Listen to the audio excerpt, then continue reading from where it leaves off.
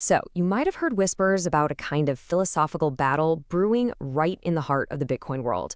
We're talking about Bitcoin Core versus Bitcoin Knots, a debate that kind of makes Marvel's Civil War look like a friendly argument over pizza toppings.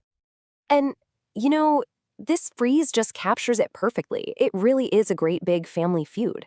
It's an internal thing, right? These are people who are all on the same team fundamentally, but they have some very, very strong opinions about how things should be done.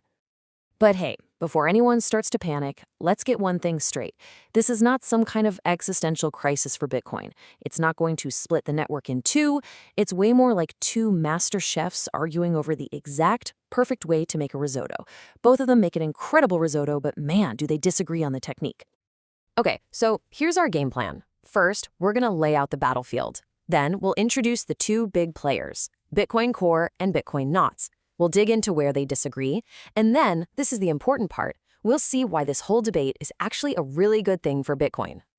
All right, let's kick things off by setting the stage. To really get what this whole argument is about, you need to understand one absolutely crucial piece of the puzzle. And that piece of the puzzle is called full node software. Now, the easiest way to think about it is like this. It's the immune system for the entire Bitcoin network. It's just thousands of computers all running this software, and they're all independently checking every single transaction to make sure nobody's cheating. And for this to work, they all have to agree on the basic rules of the game. So let's meet our first contender, Bitcoin Core. This is the big one, the one most of the network uses. It's the reliable, steady old guard. And this quote just nails it. Think of Bitcoin Core as the Toyota Camry of the Bitcoin world. It's not designed to be flashy or exciting. Its one job is to be incredibly reliable and to secure hundreds of billions of dollars without any drama. So what's the philosophy behind it? Well, it's all about what you could call monetary conservatism. The developers are, and I love this phrase, aggressively boring. And believe me, when you're talking about money, boring is beautiful. They make changes super slowly, only after reaching what's called rough consensus, which basically means getting almost everybody to agree. They're the standard not because they forced it, but because they've earned the network's trust over years and years. Okay, now for the challenger in the other corner, Bitcoin Knots. This is the principled alternative, the one that's not afraid to push back a little in the name of its vision for Bitcoin. So, if Core is the Camry, Bitcoin Knots is the custom-tuned sports car. Yeah, fewer people drive it, but the people who do are super passionate. They really care about the little details and the specific performance that Knots offers. Now, you might hear that Knots is a fork of Core, but wait, it's not the scary kind of fork that splits the network. Think of it like this. It takes the super reliable engine from Core and then adds its own custom parts. It gives you more features, more options, and it enforces a much stricter interpretation of Bitcoin's rules. It's not trying to be a different Bitcoin, it's trying to be a more opinionated version of the same Bitcoin. Okay, so we have the reliable incumbent and the principled challenger. Let's get to the main event. Where do their philosophies actually clash? Well, it all boils down to one thing: consensus versus conviction. Their approaches to making changes couldn't be more different. Bitcoin Core is like planning a group vacation with 10 of your friends. You know how that goes, right? It takes forever because you have to make sure everyone agrees on the destination. It's slow, but you avoid a big fight. Bitcoin Knots, on the other hand, is like that one friend who just goes ahead and books an awesome hiking trip because they're convinced you'll love it, even if you grumble about waking up early.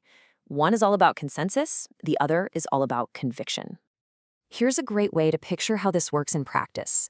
Imagine transactions are people trying to get into a nightclub.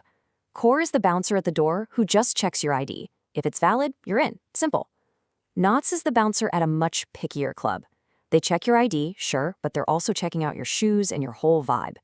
Knots will actually reject some transactions that Core lets in, not because they're invalid, but because Knots considers them spammy. So you've got these two very different philosophies. This whole tug of war begs a really big question. Who's right, and why does any of this even matter? Well, let's get into our final section, because this is where it all comes together. This is it, right? This is the natural question. You hear both sides, and you want to pick a team. Are you Team Core, with its slow and steady consensus? Or are you Team Knots, with its principled conviction? But here's the thing. It turns out asking who is right is actually the wrong question. It completely misses the bigger and, frankly, more beautiful picture of what's going on here. Because if you look past the disagreements, what you find are their shared obsessions. These are the things they both care about deeply. They both follow the exact same fundamental rules, so they stay on the same network. They are both absolutely obsessed with security. They both fight for censorship resistance. And, this is key, just by existing, they both make the network more decentralized by giving you, the user, a choice. You're not stuck with a single vision. And that is the ultimate takeaway. The fact that this whole debate can even happen out in the open, that these two different ideas can compete, well, that's not a problem. It's not a bug that needs to be fixed. It's a fundamental feature.